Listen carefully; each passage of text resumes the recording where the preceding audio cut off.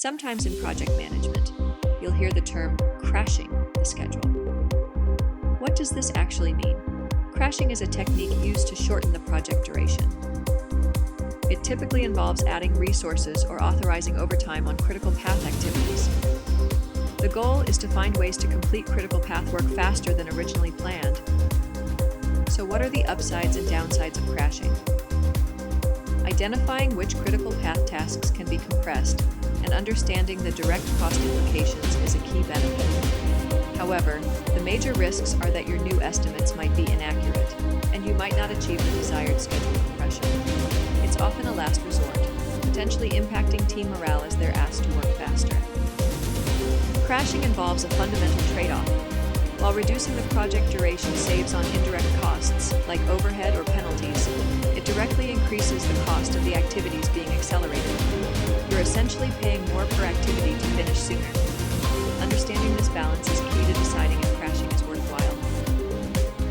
To analyze this trade-off systematically, we calculate the slope for each activity that can be crashed. The slope represents the cost per unit of time saved for that specific activity. It's calculated by taking the difference between the crash cost and the normal cost, divided by the difference between the normal time and the crash time. Let's look at the slope calculation more closely. For an activity, if the normal cost is $100 and normal time is 5 days, and the crash cost is $120 for 4 days, the slope is $120, $100, 5, 4, and $20 per day. This tells you it costs an extra $20 to reduce that activity's duration by 1 day. When you decide to crash, you start by identifying the critical path, the longest sequence of activities determining the project duration. You then look for activities on this path with the lowest crash slope. By reducing the duration of the cheapest critical activity, you shorten the overall project time and calculate the new total direct cost. After crashing an activity, you must reevaluate the network. Shortening one path might make another path critical. You continue the process, finding the next cheapest activity on the new critical paths, and crashing it, recalculating costs and duration, and checking for new critical paths. This iterative process continues until you reach your target duration, or until crashing further becomes too expensive or impossible. At each step, you track the total direct cost and the project duration.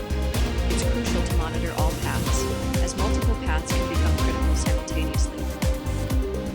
The decision point for how much to crash isn't just about reaching a date. It's often about finding the optimal balance between direct and indirect costs. You calculate the total cost, direct plus indirect, for each potential project duration. The point where your total costs are the lowest is typically the most financially sensible duration to target through crashing. So, that's the concept of crashing a schedule. It's a complex technique involving cost-duration trade-offs and critical path analysis. While you might not use it frequently in practice, understanding how it works is important. You could be asked about crashing on your project management exam.